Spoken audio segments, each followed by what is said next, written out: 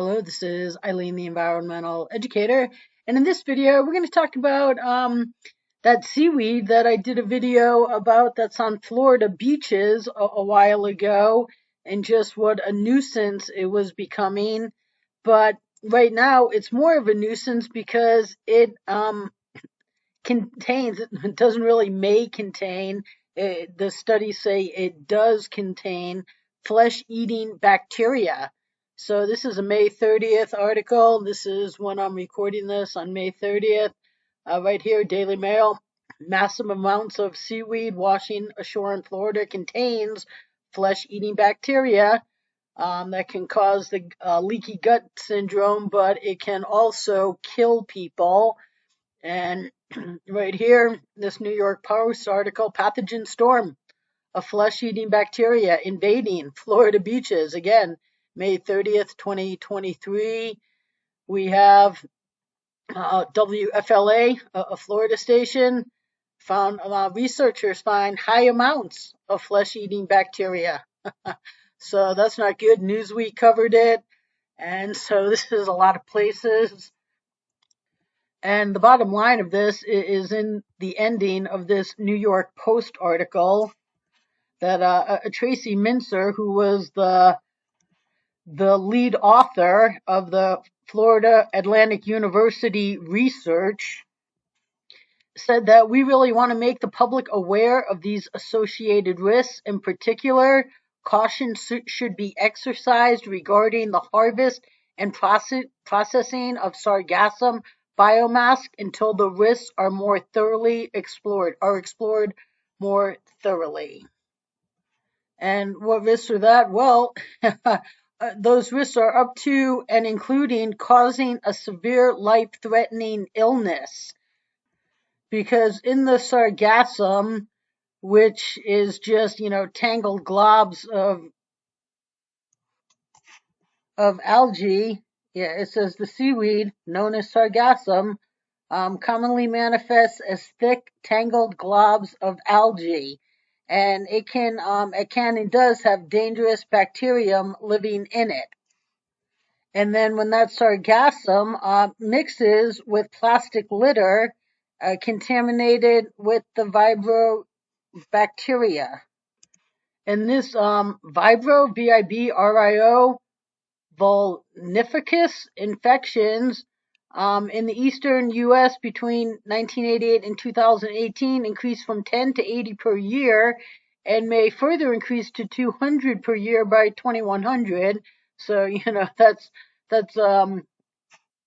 77 years out in the future. But the Center for Disease Control and Prevention says some Vibrio vulnificus infections lead to necrotizing fasciitis, a severe infection that kills flesh around an open wound, and that is the flesh-eating disease.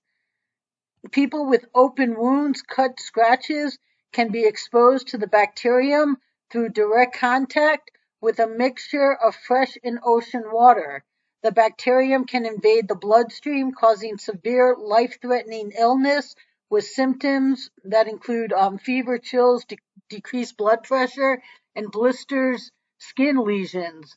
About 1 in 5 people who get it die, sometimes within a day or two of becoming ill. It is very fast acting, and many people, if they survive, have to have limbs amputated. And this Newsweek article says that the Florida Atlantic University, published in the Journal of Water Research, it found that the sargassum and its accompanying floating plastic can become inundated with species of Vibrio bacteria, creating a perfect pathogen storm. And it says that the sargassum seaweed is home to high levels of the bacteria, and that the bacteria can readily cling to the surface of marine plastic debris, which accumulates in large volume within the mass of seaweed. And that the Vibrio bacteria can lead to brutal infections and even necrositizing facilities, leading to the bacteria being named flesh-eating. Vibrio can infect via eating contaminated seafood or through an open wound on someone's flesh, usually from seawater, according to the Centers for the Disease Control and Prevention. Infected wounds may become necrotic, with the flesh itself dying and rotting. And again, here it says that the CDC says 1 in 5 people with the infection die, usually rapidly after becoming infected.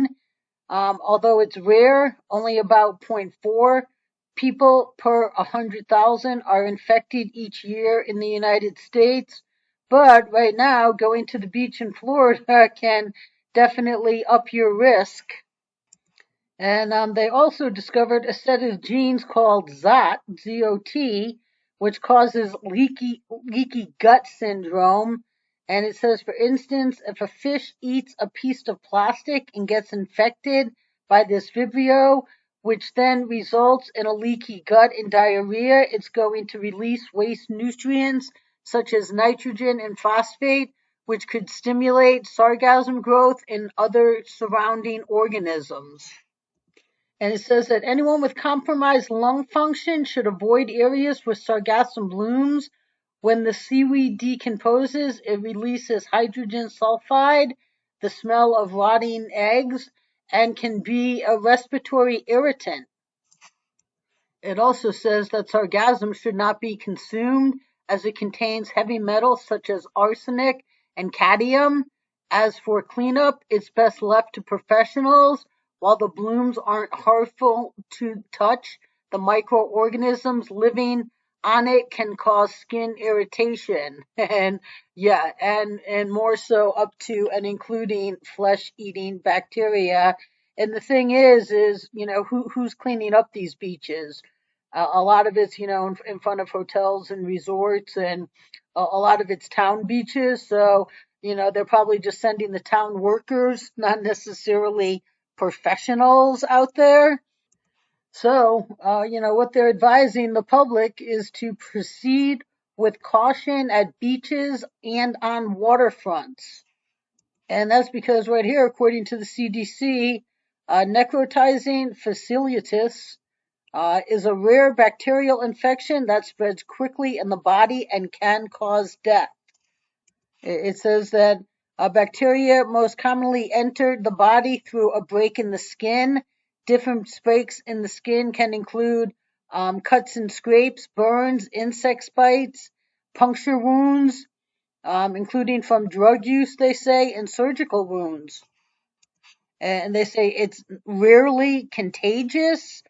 It is very rare for someone with necrotilia fasciitis to spread the infection to other people, but I'm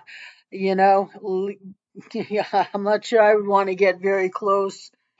And they say the symptoms can be confusing because they're very, kind of common. But a red, warm, swollen area of skin that spreads quickly, has severe pain, including beyond the area of the skin that's red, warm, and swollen. You can have a fever, ulcers, blisters, black spots on the skin, changes in the color of the skin, pus or oozing from the infected area, dizziness, fatigue, diarrhea, or nausea. And some people are at increased risk. Diabetes, kidney disease, cirrhosis, and which is scarring of the liver, and cancer can make you more susceptible and give your body less of a chance of fighting it off. But it says here that diagnosis can be difficult and acting fast is the key, but there are many infections that look similar to necrotizing fasciitis in the early stages, which can make it difficult to diagnose. And serious complications are common. It can lead to sepsis, of shock, organ failure. Even with treatment, up to 1 in 5 people die from the infection. Up to 1 in 3 people who got both necrotizing fasciitis and streptococcal toxic shock syndrome at the same time died from their infections. So it says, clear and keep and care for wounds. Wash your hands often. Clean wounds, bandage wounds, and see a doctor. So if you intend on going out and enjoying some beaches down there in Florida right now, just be very careful. And right here, this map says that from Tampa just down south of Naples is where a lot of this is happening, but it's all over. This is just where it's at the most, I guess. So, even nature has many dangers to it, and your body fights off bacteria and things that can really do humans a lot of harm every day. And this is just one of them that's coming into play out there that is now giving humans immune system, I guess, another run for its money. So just be safe when you're out here enjoying the great outdoors and having fun at the beach. But this is very serious. Flesh eating bacteria takes over, and if you're lucky enough to survive, you'll be lucky if you survive with all your limbs intact.